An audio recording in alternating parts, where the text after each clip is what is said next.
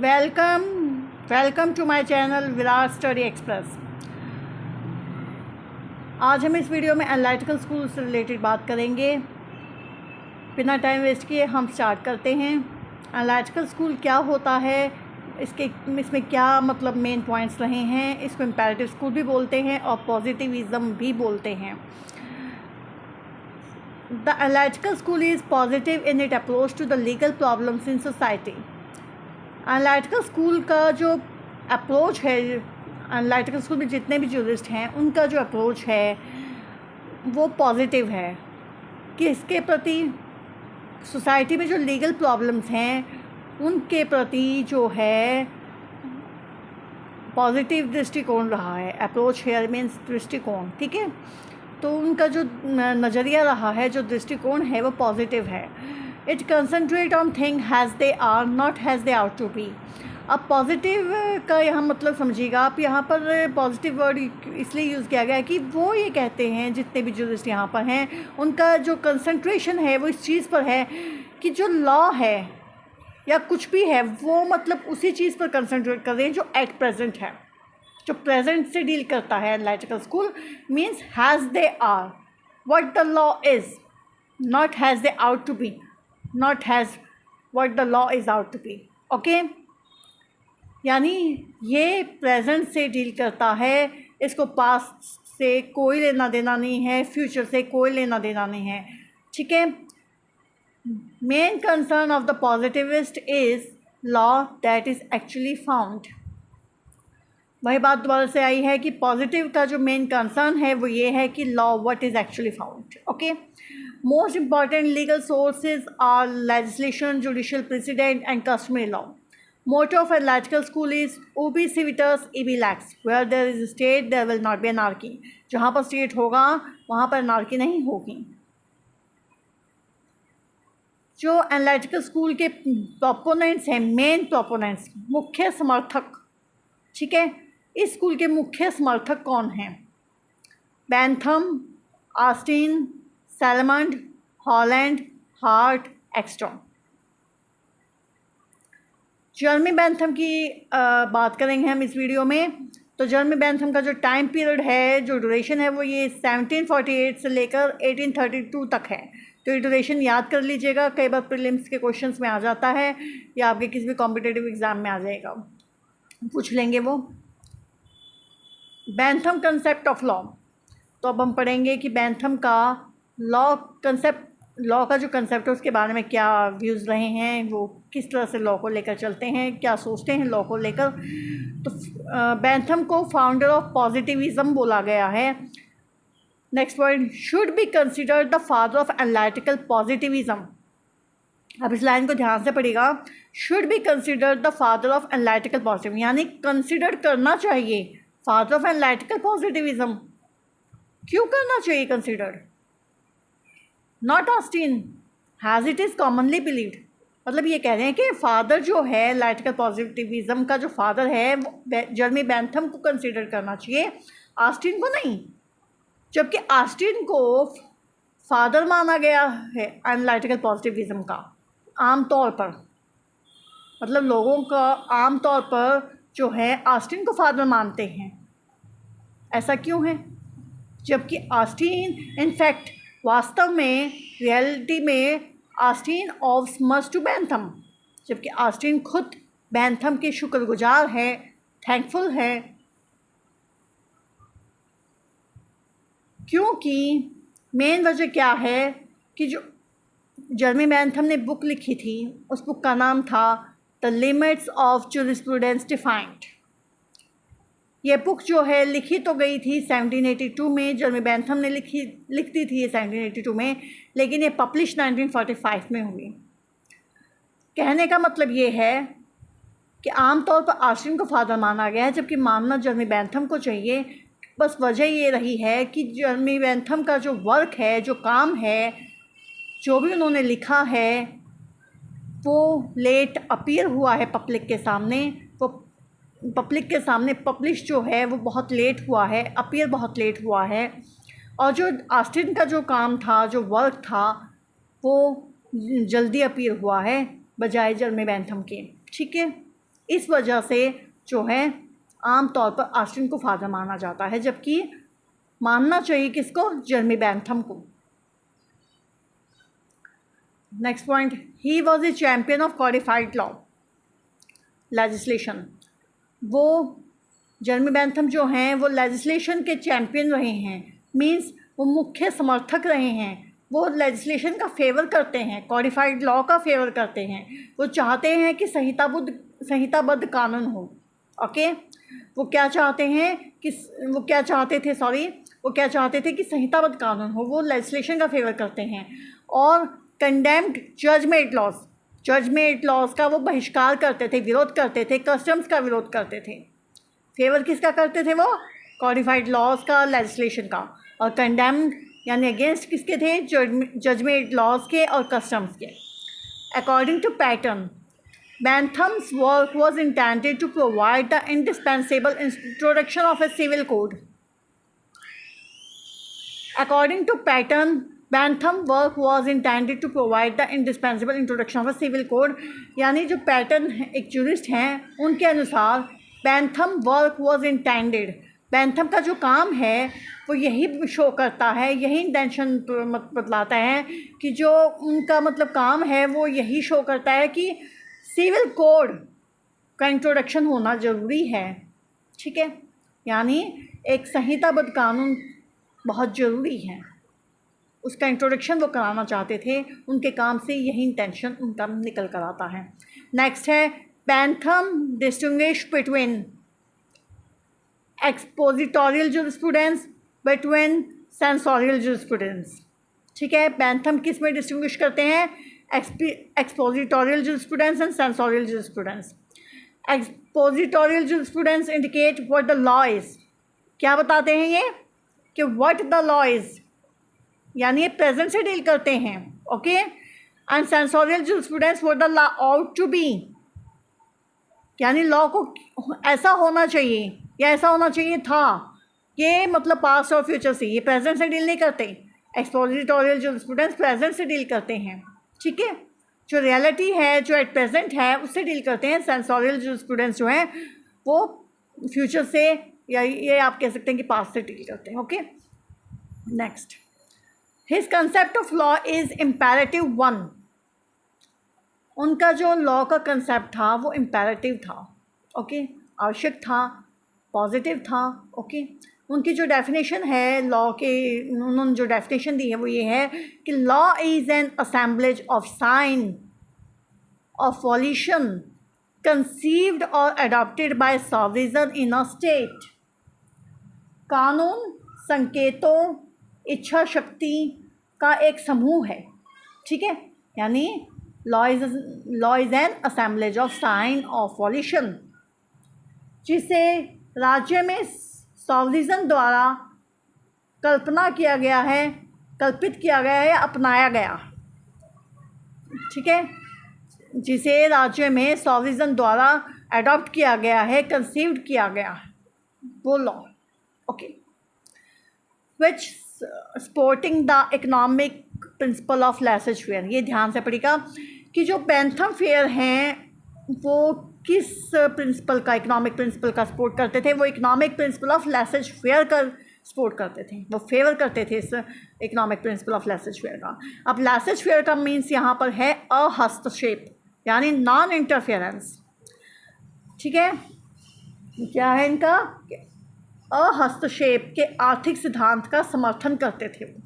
Laser fair here means अहस्तक्षेप यानी non interference.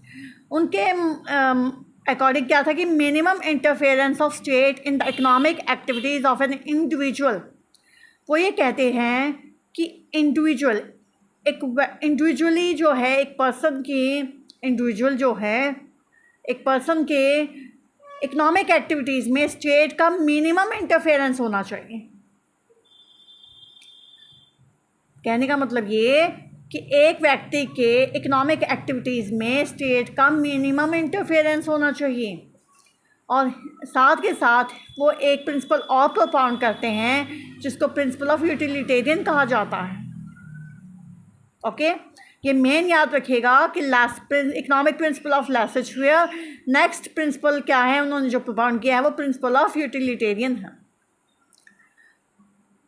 The proper end of every law is, उनके according क्या है कि हर कानून का एक प्रॉपर एंड होना चाहिए। अब एक चीज़ बता दूं, कई बच्चे जो हैं एंड का मतलब यहाँ पर जर्नल मीनिंग ले लेते हैं। यहाँ पर जर्नल मीनिंग नहीं होना चाहिए, मतलब कॉन्टेक्स्ट के हिसाब से मीनिंग लेना चाहिए। तो यहाँ पर एंड का मीन्स जो है वो है गोल, लक्ष्य, उद्देश्य। The proper end of every law, यानी हर एक लॉ का एक प्रॉपर, एक उचित उद्देश्य क्या है? The promotion of the greatest happiness of greatest number. Okay, the promotion of the greatest happiness of the greatest number, यानी ज़्यादा से ज़्यादा वो कानून, कौन सा कानून अच्छा है उनकी नज़र में? क्या उद्देश्य होना चाहिए कानून का? कि ज़्यादा से ज़्यादा लोगों को ज़्यादा से ज़्यादा हैप्पीनेस प्रोवाइड की जाए। ओके, वो कानून अच्छा है कि जो ज़्यादा से ज़्यादा लोगों को ज़्यादा से ज़्यादा खुशियाँ दे। नेक्स्ट, ही डिफाइंड यूटिलिटी, वो यूटिलिटी को डिफाइन करते हैं, इस टर्म को डिफाइन करते हैं। वो कहते हैं कि हैज़ द प्रॉपर्टी और tendency of a thing to prevent some evil और प्रोक्यूर सम गुड। अब ये उनकी थ्योरी है, theory of pain and pleasure. ये आप ना नोट कर लीजिए कि यहाँ पर उन्होंने एक थ्योरी और दी है, theory of pain and pleasure. वो कहते हैं कि यूटिलिटी का मतलब क्या है, यूटिलिटी उनकी नज़र में क्या है, वो कैसे डिफाइन करते हैं? वो कहते हैं कि हैज़ द प्रॉपर्टी और टेंडेंसी ऑफ ए थिंग, यानी एक चीज़ की प्रवृत्ति और विशेषता ऐसी होनी चाहिए, कोई भी चीज़ अगर वो यूज़ कर रहे हैं या वो लॉ है या कुछ भी चीज़ है वो, तो उसकी प्रवृत्ति और विशेषता ऐसी होनी चाहिए कि वो ईविल को रोके, प्रिवेंट करे, यानी पेन को रोके, प्रिवेंट करे, और प्रोक्यूर सम गुड, वो कुछ अच्छा दे, खुशियाँ दे, प्लेजर दे। ठीक है, वो ऐसी चीज़ का फेवर करते हैं। यानी यूटिलिटी उनकी नज़र में क्या है कि वो चीज़ जो बुराई को तो रोके, पेन को रोके, लेकिन कुछ अच्छा प्रोक्यूर करे, प्लेजर दे। ओके, ये उनकी theory of pain and pleasure की है। Next, Bentham legal philosophy is called utilitarian individualism. Bentham की जो लीगल फिलॉसफी है वो क्या कहलाती है? यूटिलिटेरियन और individualism. He said that the function of law is to emancipate the individual from bondage and restraint upon his freedom. Once the individual was made free, he himself shall be looking after his welfare। अब वो क्या कहते हैं, वो क्या कहते थे कि जो लॉ का फंक्शन है, लॉ का जो फंक्शन है, लॉ का कार्य क्या है कि इमेंसिपेट द इंडिविजुअल, यानी इंडिविजुअल को फ्री करो from the bondage and restraint upon his freedom. उसकी आज़ादी पर जितनी भी बंदिशें हैं, जितनी भी रुकावटें हैं, उनसे फ्री करना ही मतलब लॉ का फंक्शन है।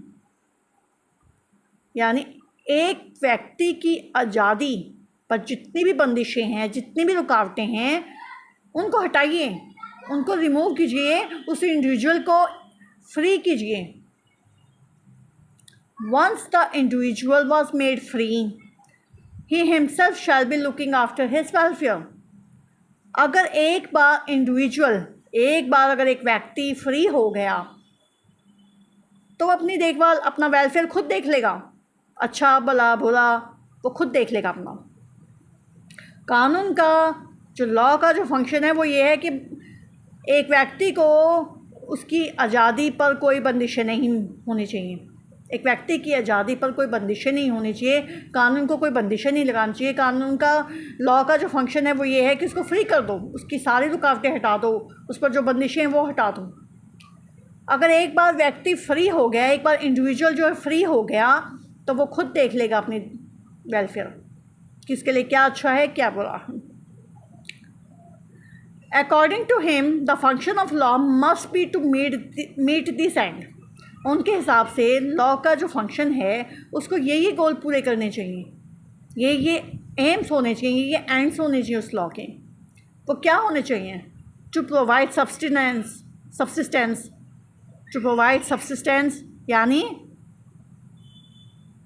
बोलिए जीविका प्रदान करना, टू प्रोवाइड सब्सिस्टेंस यानी जीविका प्रदान करना, टू प्रोड्यूस अबंडेंस ज़्यादा से ज़्यादा मात्रा में प्रोड्यूस करना, टू फेवर इक्वालिटी समानता का फेवर करना, सबको इक्वल लेकर चलना, to maintain security. Okay, next अब हम बात करेंगे क्रिटिसिज्म की। बेंथम की जो थ्योरी है उसका क्रिटिसाइज भी हुआ है, बहुत सारे जूरिस्ट ने क्रिटिसिज्म भी किया है। अब हर चीज़ के दो पहलू तो होते ही हैं, एक अच्छा एक बुरा। तो जूरिस्ट ने जो हैं उनकी थ्योरी को क्रिटिसाइज़ किया है, कुछ कमियां निकाली हैं, वो पढ़ लेते हैं। First, Bentham theory of pain and pleasure. अब आप पेन और प्लेजर की थ्योरी आप पीछे पढ़ के आए हैं, ठीक है। उसको हम थ्योरी ऑफ हेडोनिज्म भी बोलते हैं, थ्योरी ऑफ हेडोनिज्म भी बोलते हैं। Has been criticised on the ground that pain and pleasure alone cannot be the final test of the adequacy of law।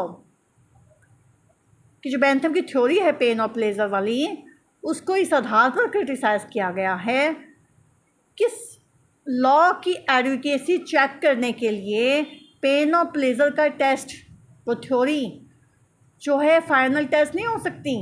उसके आधार पर, एक पेन और प्लेजर के आधार पर हम लॉ की एडुकेसी चेक नहीं कर सकते कि लॉ ठीक है या नहीं। हमें ये मतलब ये देखना कि अगर लॉ हमें खुशियाँ दे रहा है तो ठीक है, वो एक्शन अलाउ कर दो, वो लॉ अच्छा है। अगर वो हमें पेन दे रहा है, इविल दे रहा है, इविल कर रहा है, बैड है, तो वो लॉ गलत है। तो ये जो है एकदम गलत है। ये मतलब हम लॉ की एडुकेसी से फाइनल टेस्ट नहीं कर सकते। अब ये देखिए वो कैसे नहीं कर सकते। अब एक एग्जांपल लेकर चलते हैं हम कि अब जो है एक ड्रिंकर है, अब वो ड्रिंक कर रहा है, उसको खुशी मिल रही, ठीक है, वो इंडिविजुअल पर्सन है और वो ड्रिंक कर रहा है, उसको खुशी मिल रही है। अब वो लीगल भी है कि चलो मैं ड्रिंक करना कोई उस पर बैन तो है नहीं। अब वो एक्सीडेंट कर रहा है तो इसका मतलब वो दूसरों को नुकसान कर रहा है, ठीक है। लेकिन अगर वो खुद मर रहा है तो अपनी बला से मरे, लेकिन अगर वो कम्युनिटी का जो है हार्म कर रहा है, पीकर वो रैशनेस ड्राइविंग कर रहा है, तो वो गलत है, वो कम्युनिटी को हार्म कर रहा है। तो वो प्लेजर कहाँ से अच्छी हुई? वो तो प्लेजर ठीक नहीं हुई। तो इसीलिए ये कह रहे हैं कि पेन और प्लेजर की थ्योरी यहाँ पर फिट नहीं बैठती। हम लॉ को चेक नहीं कर सकते इस थ्योरी की बेस पर। Next, the main weakness of Bentham work says Friedmann. एक फ्रेडमैन जूरिस्ट हैं, वो भी बेंथम के वर्क में जो है कुछ कमियां बता रहे हैं। उन्होंने 2 कमियां निकाली हैं। He drive to shortcomings. One is Bentham abstract and doctrine rationalism which prevent him from seeing man in all his complexity in his blend of materialisms and idealisms, of novelty and baseness, of egoism and altruism।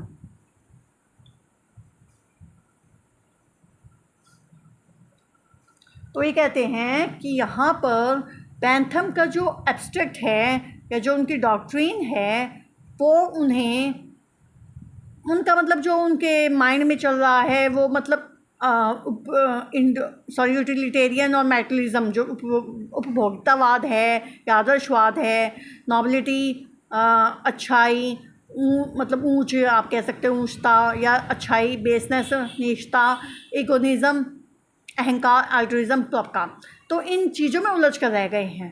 इन चीज़ों में उलझ कर इनके मिश्रण में वो इतना उलझ गए हैं कि वो ये देख नहीं पा रहे कि एक आम आदमी इन चीज़ों में कितना उलझा हुआ है, ठीक है। वो इन चीज़ों में उलझ कर रह गए हैं। वो चाहते हैं कि इनको प्रिवेंट किया जाए, तो वो नहीं हो सकती। वो ये चीज़ें, इन चीज़ों का जो मिश्रण है वो उन्हें रोक रहा है कि वो ये देखें कि मैं एक आदमी जो है कितनी उलझनों में है। Next, this lead to Bentham to an over estimate of power of legislator and an underestimate the need for individual discretion and flexibility in the application of law।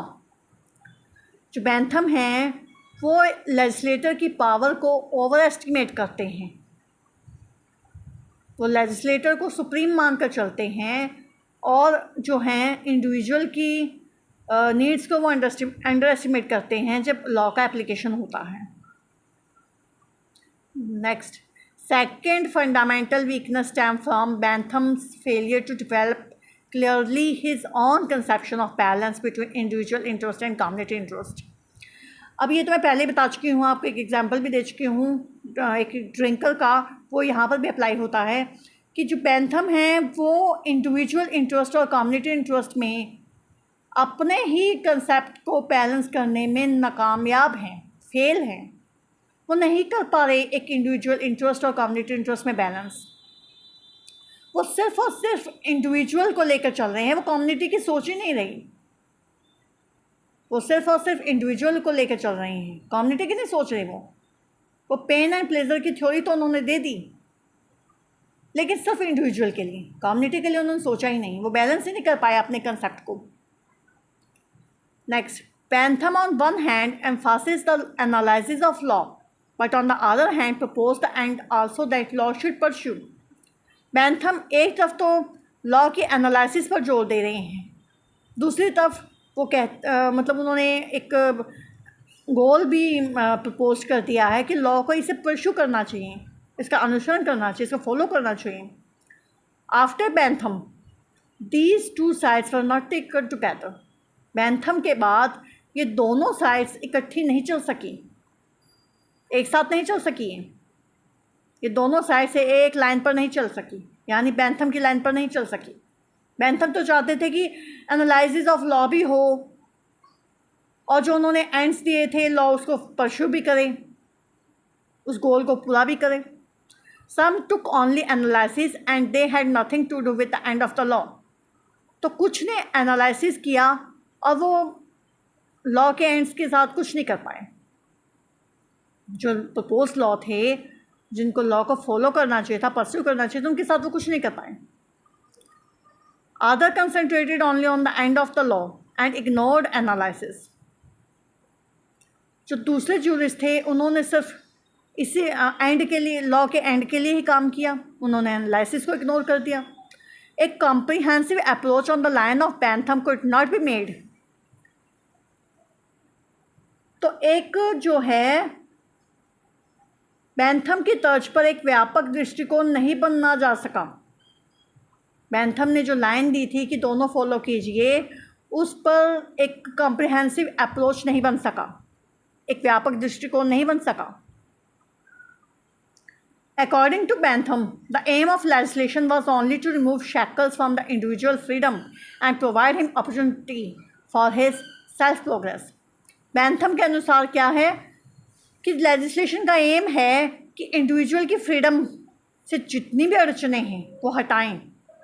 Law का क्या एम है, लेजिस्लेशन का क्या M है according to Bentham, कि individual की freedom पर जितनी भी रुकावटें हैं, जितने भी शैकल्स हैं, उनको वो रिमूव करें और इंडिविजुअल को अपॉर्चुनिटीज़ प्रोवाइड करे सेल्फ प्रोग्रेस के लिए, कि वो अपना सेल्फ प्रोग्रेस कर सके, ऐसे अवसर प्रदान कर सकें।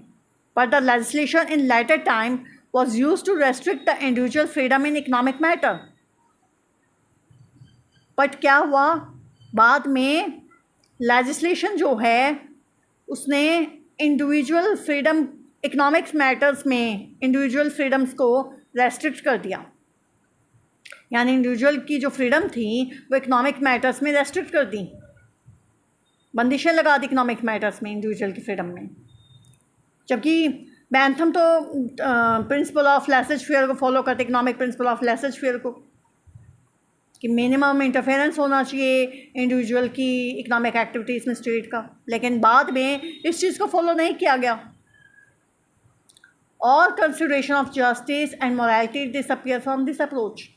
बेंथम की अप्रोच में, बेंथम के दृष्टिकोण में जस्टिस और मोरालिटी बिल्कुल डिसअपीयर हैं, उनकी कोई जगह नहीं है।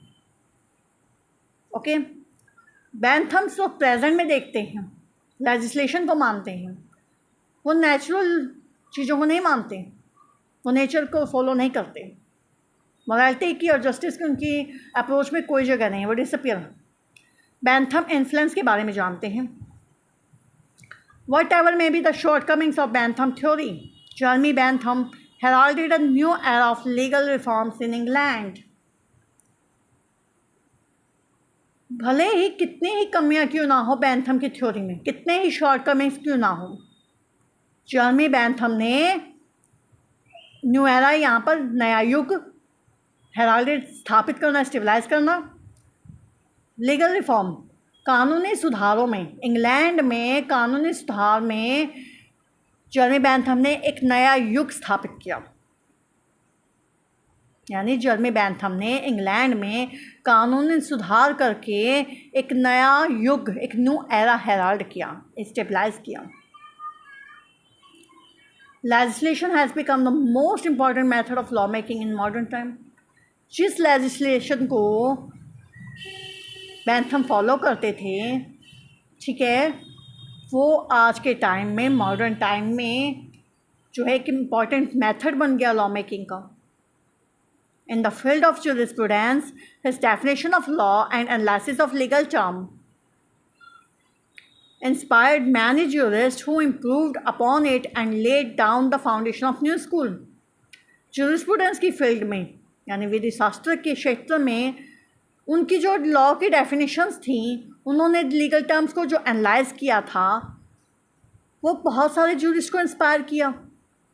उस उनकी डेफिनेशन से, उनके जो एनालिसिस जो जिस तरीके से उन्होंने लीगल टर्म्स को किया था, उससे बहुत सारे जूरिस्ट इंस्पायर हुए और उन्होंने उस पर सुधार करके नए स्कूल्स की फाउंडेशन की।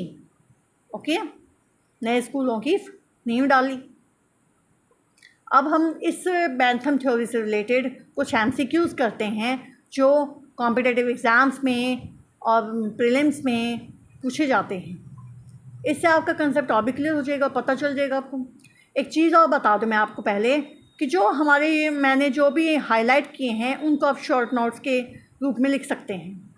और अगर आप वीडियो को सुनते हुए ऐसे कैसे ये पॉइंट्स उतार कर जो है नोट डाउन कर लेते हैं, अपनी कॉपी में उतार लेते हैं, तो आपको ये थ्योरी बहुत अच्छे से याद हो जाएंगी। और MCQs भी साथ कीजिएगा, क्योंकि कंसेप्ट के साथ साथ अगर हम MCQs भी कर ले तो कंसेप्ट बहुत ज़्यादा क्लियर हो जाता। First question, law is law, what it ought to be does not attract jurist of.